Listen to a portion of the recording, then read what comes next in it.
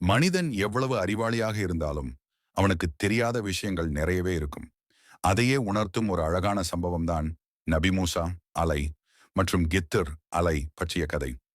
ஒரு நாள் மூசா அலை அவர்களிடம் ஒருவன் வந்து, உலகத்தில் உன்னை விட அறிவுடையவர் யாராவது இருக்கிறாரா என்று கேட்டான். அதற்கு மூசா அலை, இல்லை, என்னை விட அறிவுள்ளவர் யாருமில்லை என்று பதிலளித்தார். ஆனால் அல்லாஹ் அவரை உணர்த்தினார், என் அடியார்களில் ஒருவன் உன்னை விட ஆழமான ஞானம் பெற்றிருக்கிறான். அவனுடைய பெயர் கித்தர் அலை. மூசா அலை அதை கேட்டதும் உடனே அந்த அறிவை பெற வேண்டும் என தீர்மானித்தார். தன் உதவியாளர் யூஷா அலை உடன் ஒரு நீண்ட பயணத்தை தொடங்கினார். அல்லாஹ் கூறியிருந்தார், இரண்டு கடல்கள் சந்திக்கும் இடத்தில் ஒரு மீனை எடுத்துச் செல். அந்த மீன் உயிர் பெற்று கடலுக்குள் தப்பித்தால் அதுவே கித்தர் அலை நீ சந்திக்கும் இடம். அவர்கள் பயணம் செய்து கொண்டிருந்தார்கள். ஒரு நாள் ஓய்வெடுக்கும் போது மீன் உயிர் பெற்று கடலுக்குள் தப்பியது. அவர்கள் அதை மறந்துவிட்டனர். சில நேரம் கழித்து நினைவிற்கு வந்தபோது மூசா அலை திரும்பி அந்த இடத்திற்கு சென்றார். அங்கேயே கித்தர் அலை அமைதியாக அமர்ந்திருந்தார். மூசா அலை அவரை அணுகி கூறினார், நான் உங்களோடு சிறிது காலம் பயணிக்க விரும்புகிறேன். அல்லாஹ் உங்களுக்கு தந்துள்ள ஞானத்தை நான் கற்க விரும்புகிறேன். அதற்கு கித்தர் அலை சிரித்தார். நீ என்னுடன் பொறுமையாய் இருக்க முடியாது. நான் செய்யும் காரியங்கள் உன் அறிவுக்கு எட்டாதவை. அவற்றின் வெளிப்புறம் பிழையாகத் தோன்றலாம். அதற்குள் இருக்கும் அர்த்தத்தை அறியாமல் நீ எப்போதும் கேள்வி எழுப்புவாய். மூசா அலை உறுதியுடன் சொன்னார், நான் பொறுமையாயிருப்பேன். உங்களிடமிருந்து எதையும் கேட்க மாட்டேன். கித்தர் அலை அதற்கு சம்மதித்து, அப்படியானால் என்னுடன் வா. ஆனால் நான் ஏதாவது செய்கிற போது அதன் விளக்கத்தை நான் சொல்லும் வரை நீ எதையும் கேட்கக்கூடாது என்று வாக்கு பெற்றார். இருவரும் கடற்கரை வழியாக சென்றார்கள். ஒரு ஏழை மீனவரின் கப்பலில் அவர்கள் ஏறினர்.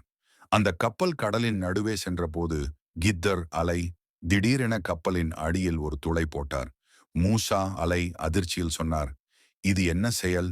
கப்பலில் இருந்தவர்களை நீ ஆபத்தில் ஆழ்த்திவிட்டாய். இது தவறான செயல் அல்லவா?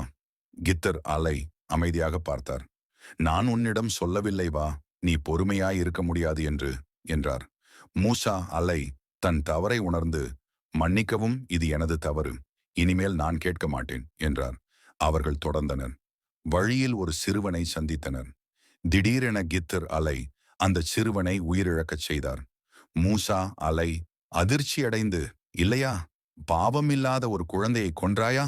இது மிகப்பெரிய பாவம் என்று கூறினான்.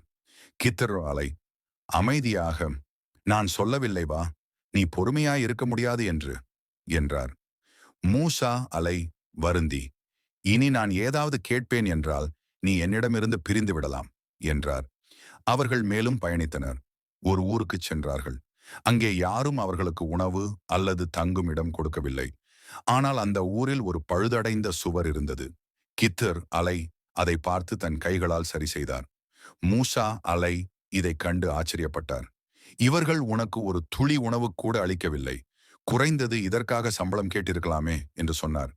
அப்போது கித்தர் அலை அமைதியாகச் சொன்னார், இப்போது நம்மிடையே பிரிவு வந்துவிட்டது. அவர் மூசா அலை நோக்கி கூறினார், நீ எனக்கு வாக்கு கொடுத்திருந்தாய், நான் ஏதாவது செய்வதற்கு முன் கேள்வி கேட்கக் கூடாது என்று. ஆனால் நீ 3 முறை அதை காப்பாற்ற முடியவில்லை. இதுவே நமது பிரிவு. பின் அவர் 3 நிகழ்ச்சிகளின் மறுபொருளை விளக்கினார். அந்த கப்பல் ஏழை மக்களுடையது. ஒரு அரசன் நல்ல கப்பல்களை பிடித்து எடுத்துக் கொண்டிருந்தான். நான் அதில் சிறிது குறை உண்டாக்கினேன். அதனால் அது அவர்களுக்கு பிழைத்தது. அந்த சிறுவன் வளர்ந்தால் தன் பெற்றோருக்கு தீங்கு விளைவிப்பான். அவர்கள் நம்பிக்கையுள்ளவர்கள்.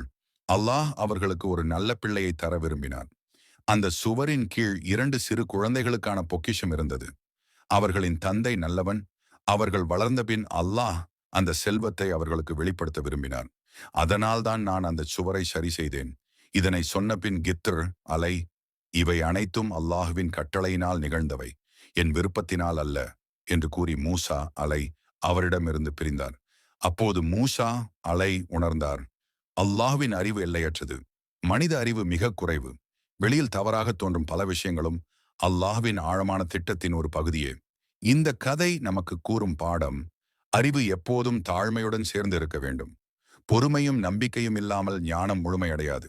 இது போன்ற ஆன்மீக சுவாரஸ்ய கதைகளை பற்றி தெரிந்து கொள்ள ஹோலி ஸ்பிரிட் சேனல் சப்ஸ்கிரைப் செய்து பெல் பட்டனை அழுத்தி ஆல் என்ற ஆப்ஷனை தேர்ந்தெடுங்கள். வீடியோவை லைக், ஷேர் அண்ட் கமெண்ட் செய்யுங்கள். நன்றி. இறைவன் அனைவருக்கும் அருள் புரியட்டும்.